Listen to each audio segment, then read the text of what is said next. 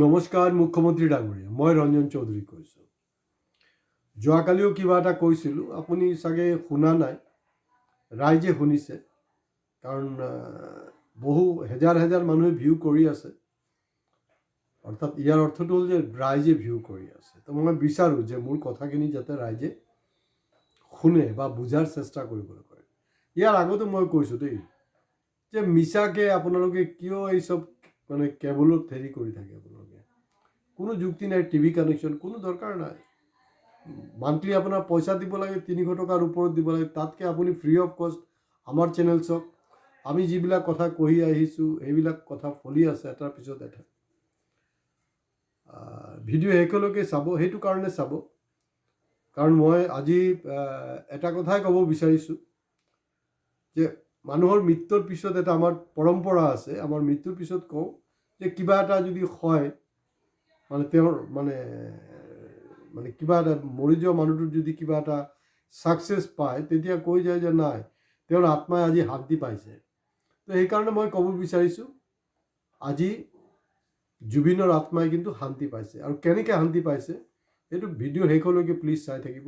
Share কৰিব, like comments কৰিবলৈ কোনো ধৰণৰ হেজিটেশ্যন নকৰিব। হয়, ছাবস্ক্ৰিপশ্যনটো বহুত জৰুৰী হয়, প্লিজ ছাবস্ক্ৰাইব কৰক। হয় মুখ্যমন্ত্ৰী ডাঙৰীয়া, মই আপোনাকে ক'ব বিচাৰিছিলোঁ, আপোনাৰ যে মানে এই যোৱাকালি মই চেনচেক্স লৈ কৈ আছিলোঁ নহয়, আজিও একেটা কথাই ক'ম। আপোনাৰ কিন্তু চেনচেক্স এতিয়া 26-ৰ আগে আগে আপোনাৰ চেনচেক্স ডাউন হ'বলৈ ষ্টাৰ্ট হৈ গ'ল। আপুনি ভবা নাছিলে BTAD ইলেকশ্যনত কি হ'ব ৰেজাল্ট। নেশ্যনেল ষ্টেট লেভেল বাদ দিয়ক, নেশ্যনেল লেভেলতো কোনো প্ৰপাৰ এনালাইচিছ দিব পৰা নাই। মই ডাঠি ক'ব পাৰোঁ, আৰু এইটো প্ৰমাণ হৈছে আজিৰ পৰা 10 দিন আগত যিবিলাক আমাৰ ছাবস্ক্ৰাইবাৰ হয় বা কোনোবা যদি ছাবস্ক্ৰাইব কৰা নাই ইমিডিয়েট ছাবস্ক্ৰাইব কৰক। চাওক যে 10 দিন আগত মই যি এনালাইচিছ দিছিলোঁ, মই যি প্ৰিডিকশ্যন দিছিলোঁ, সেই প্ৰিডিকশ্যন হুবাহু BTCৰ ইলেকশ্যনত কিন্তু প্ৰমাণিত হৈছে। আজি আমাৰ টিভিৰ এংকাৰবিলাকৰ সেই এনালাইচিছ যদি তেওঁলোকে ছাকচেছফুল হোৱা হ'লে ডিঙি ফুলাই বহুত চিঞৰ বাখৰ কৰিলে হয় যে আমি কৈছিলোঁ, আমাৰ চেনেলে কৈছিলে, বহুত কিবা কিবি বকিলে হয়। কিন্তু মই নিজক জহাই নপৰোঁ। গতিকে BTC ইলেকশ্যন নহয়, ইয়াৰ আগত ইণ্ডিয়াৰ কথা আপুনি বাদেই দিয়ক। আমেৰিকাত ট্ৰাম্পৰ ইলেকশ্যনৰ আগত ট্ৰাম্প যি উভতি আহি আছে, মই অকল কোৱা নহয়, মই লিখিছিলোঁ, এইটো পেপাৰত মোৰ প্ৰবন্ধও ওলাইছিলে নিয়মীয়া বাৰ্তা। গতিকে মই যিবিলাক কথা কৈ থাকোঁ, প্লিজ আপোনালোকে অলপ ধৈৰ্য সহকাৰে শুনিব। আপুনি কি কৈছে BTC ইলেকশ্যনত যে বিজেপি কিং মেকাৰ হ'ব। চব এটা ঠাইত নহয়, এটাই শ্বেৰ থাকে, দুটা শ্বেৰ নহ'ব, শ্বেৰ এটাই থাকিব। King is king. তো BTC এলেকাৰ কিং হ'লগে কোন? কমেণ্ট বক্সত কমেণ্টছ কৰক। ঠিক আছে, কমেণ্টছটো নিশ্চয় কৰিব আপোনালোকে, ভাল বেয়া। মই আৰু স্পষ্ট কৰিছোঁ, Hagrama Mohilary is the only king in BTAD। আৰু মই ইয়াৰ আগতো কৈছোঁ 10 দিন আগত যে কিং ৰিটাৰ্ণ চাব, মই কিং ৰিটাৰ্ণ বুলি কৈছোঁ। আপুনি কৈ আছে যে বিজেপি যোনটো দল 11 বছৰ ৰাজত্ব কৰিছে, দবদবাই আছে, আপুনি যেতিয়া কৈছে যে বিজেপি কিং মেকাৰ, প্ৰথমতে এবাৰ আপুনি কি কৈছে আপোনাৰতো কোনো মাই বাপে নাইকিয়া। আপুনি এবাৰ কৈছে যে নাই, বিজেপি এবছলিউট মেজৰিটিত আহি আছে। আপুনি তাত AGPক পাত্তা দিয়া নাই, অকলশৰীয়া কৈ দিলে। অৱশ্যে AGP কেইটাতো লাজ চৰম নাই। এতিয়া এই BTC ইলেকশ্যনৰ ৰিজাল্টৰ পিছত এই মাত্ৰ এতিয়াহে মুখ খুলিছে তাহাঁতি, মাত্ৰ মুখ খুলিছে যে নাই, জুবিন গাৰ্গৰ এখন CID এনকুৱাৰী লাগে। লাজ চৰম নাই। ইমান পলমকৈ কেলৈ কৈছ তহঁতি? মনে মনে থাক না, হ'বতো। তহঁতি চামচা হয়, ডাইৰেক্ট একদম হেৰিত সোমাই গ'লে হ'ল। মই ইয়াৰ আগতেতো এপিছ'ডত কৈছোঁ যে AGP কৈ ডাইৰেক্ট মানে বাজপেয়ী ভৱনত সোমাই দি তাতে এটা ব্ৰাঞ্চ খুলি ল'লেই হ'ল। এইটো আৰু বি টিম নহয়, ডাইৰেক্ট AGP আৰু BJPৰ কোনো ব্যৱধান নাই, এটা চিটো দিয়া নাই। আপুনি দাবী কৰি আছিলে যে আপুনি এবছলিউট মেজৰিটিত আহি আছে। তাৰপিছত যেতিয়া দেখিছে যে অৱস্থা বেয়া, যেতিয়া মই 10 দিন আগত এপিছ'ড কৰিলোঁ, নিশ্চয় আপোনাৰ চামচাবিলাকে মোৰ এই এপিছ'ড চাই আছে বা হয়তো আপোনাক মেছেজ কনভে কৰে, আপুনি তেতিয়া ট্ৰেণ্ড চেঞ্জ কৰিলে। আপুনি কি বুলি ক'বলৈ ষ্টাৰ্ট কৰিলে? নাই, বিজেপি কিং মেকাৰ হ'ব। আৰে কিমান লাজৰ কথা, বিজেপি কিং মেকাৰ হ'ব। আপুনি দেখোন নিজে কৈ থাকে মোতকৈ পাৱাৰফুল মানুহ কোন আছে? আপোনাতকৈ যে পাৱাৰফুল মানুহ হাগ্ৰামা মহিলাৰী, সেইটো কিন্তু এইবাৰ প্ৰমাণ কৰি দিলে।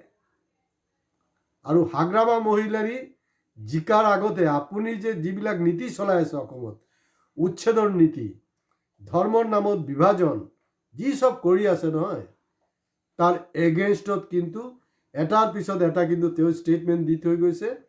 তাত যি মাইনৰিটিজ, অকল মাইনৰিটিজ নহয়, নন বড়ো যিবিলাক মানুহ আছে নহয়, তেওঁলোকো তেওঁৰ বিশ্বাস থৈছে হাগ্ৰামাৰ ওপৰত। আৰু হ'লচেলটো গম পাইছে নহয়, এই আমাৰ গুৱাহাটী পঞ্চি বজাৰৰ হ'লচেলত ভোট দিছে, যিটো কাৰণে ইমান চিট পাইছে। মই আগতীয়াকৈ কৈছিলোঁ যে বিজেপি 1 ডিজিটত থাকিব। মিলিছেনে নাই? মিলাই চাওক সেই কথাবিলাক। আপোনালোকে খৰচ কিমান কৰিছে? এতিয়া যিবিলাকে মোৰ ভিডিঅ' চাই আছে আপোনালোকে শুনি লওক। 10 দিন আগৰ ভিডিঅ' চাব, মই কোনটো এই উল্টা পুল্টা কথা কোৱা মানুহ নহয় দেই, মই ৰাজনৈতিক নেতা নহয়। আজি কিবা এটা কম, কালি এটা ক'ব সেইটো নহয়। পাৰ ভোটাৰ বিজেপি BTD এৰিয়াত 1ৰ পৰা 5,000 টকাকৈ খৰচ হৈছে, তাৰপিছতো কিন্তু পাত্তা নাইকিয়া হৈ গ'ল। গতিকে বড়োৱে কিন্তু বিজেপিক বাই বাই কৰি দিলে। বড়োৱে বাই বাই কৰিলে। এতিয়া কথাটো হ'ল যে অসমীয়াই পাৰিবনে নাই? কাৰণ অসমীয়াটো মোটামুটি বিক্ৰী হ'বলৈ লৈছেই, আৰু বিক্ৰী হ'বলৈ আৰু বাকী নাই। দল সংগঠনবিলাকতো কাৰোবাৰ দেখিয়ে আছে আপোনালোকে। যোৱাকালি এপিছডতো কৈ আছোঁ, মানুহবিলাকে মুখ্যমন্ত্ৰীক মানে তৈলমৰ্দন কৰি আছে। মই যোৱাকালি এপিছডতো কৈছোঁ, যোনে চোৱা নাই যোৱাকালি এপিছডতো চাব। আৰু জুবিনৰ যে আত্মাৰ শান্তি হৈছে, কেলে হৈছে জানোনে? কাৰণ জুবিনে একমাত্ৰ মানুহ, তেখেতে এটা মেছেজ দিছিলে, তেখেত কৈছিলে, এতিয়াও এইটো ছ'চিয়েল মিডিয়াত এভেইলেবল, বিজেপিক ভোট নিদিব, সেইটো বতলা হয়, আৰু কিবা কিবি কৈছিলে। মোৰ ভাতিজাটো, মোৰো ভাষাৰ কোনো ঠিক নাই, তো গতিকে মোৰ ভাতিজাটো মোৰ নিচিনাই কথা পাতিব, ভোট নিদিবলৈ। এই কথাটো কিন্তু BTC ইলেকশ্যনৰ সেই অঞ্চলৰ ভোটাৰ ৰাইজে কিন্তু দেখুৱাই দিলে। তাৰমানে জুবিনৰ আত্মাৰ আজি শান্তি হৈছে, জুবিনৰ বাণীটো শুনিছে।